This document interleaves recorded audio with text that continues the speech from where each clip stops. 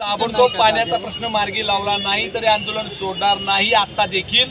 त्यामुळे त्यांचं मत त्यांनी या ठिकाणी सांगावं, ते आम्हाला पटलं तर आम्ही आंदोलन स्थगित करू तात्पुरतं, पण प्रश्न मार्गी लावायचा शब्द त्यांनी या ठिकाणी मीडिया समोर द्यावा आणि मगच यावर आम्ही विचार करून हे आंदोलन सोडायचं का ठेवायचे या ठिकाणी ठरवू।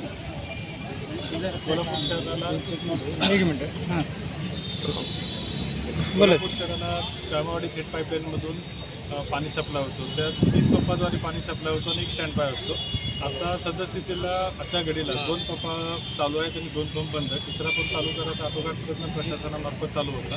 2 दिवस झाले जे काय प्रॉब्लेम होता तो प्रॉब्लेम आम्ही पुन्हा महानगरपालिकेच्या सहकार्याने तिथं टिकवे इंडस्ट्रियल इस्टेटमध्ये जो पार्ट होता तो पार्ट आणून चालू करायचा प्रयत्न केला। काल रात्रीपर्यंत आम्ही प्रयत्न करतच होतो, तर आम्हाला तर यश आलं नाही। आता ABB कंपनीच्या ज्या कंपनीचा आम्ही जो पंप बसवलेला होता त्या लोकांचा समन्वय साधून पंप चालू करायची आमची टीम तिथं ऑलरेडी पोचलेली आहे। गेले 2-3 दिवस चालू होता, त्यामुळे शहरात जिथं पाणी सप्लाय होत होतं तो 2 पंपाला असल्यामुळे 70 ते 75% सप्लाय पाणी होत होतं शहरात। त्यामुळे जिथं उंच भाग आहे त्या उंच भागात पाणी लो प्रेशरला लागायची तक्रारी प्राप्त झालेल्या होत्या।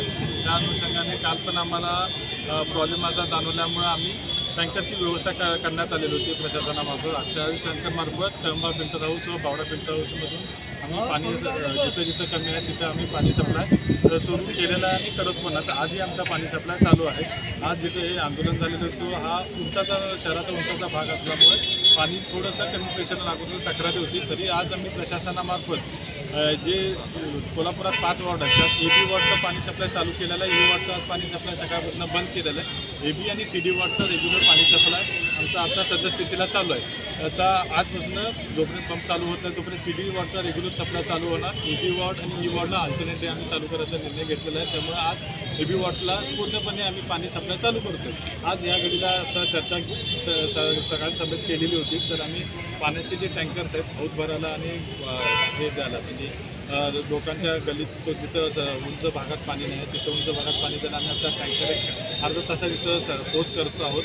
आणि तसंच आता रेग्युलर CD सप्लाय जो हे आहे CD वॉर्डला जो सप्लाय आहे शंभूकडीमधला तोही पाणी व्यवस्थित प्रेशरने येईल याची दक्षता घेऊन आता 2 वाजेपर्यंत आम्ही तेही पाणी इथं सप्लाय करत आहोत। त्यामुळे माझी सर्व आंदोलकांना प्रशासनासर्फे विनंती आहे की त्यांनी त्यांचं आंदोलन मागे घ्यावं आणि योग्य तऱ्हेने आणि योग्य क्रमाने कसे पाणी पुरवठा सुरू होईल हे प्रशासनातर्फे आम्ही दक्षता घेत आहोत।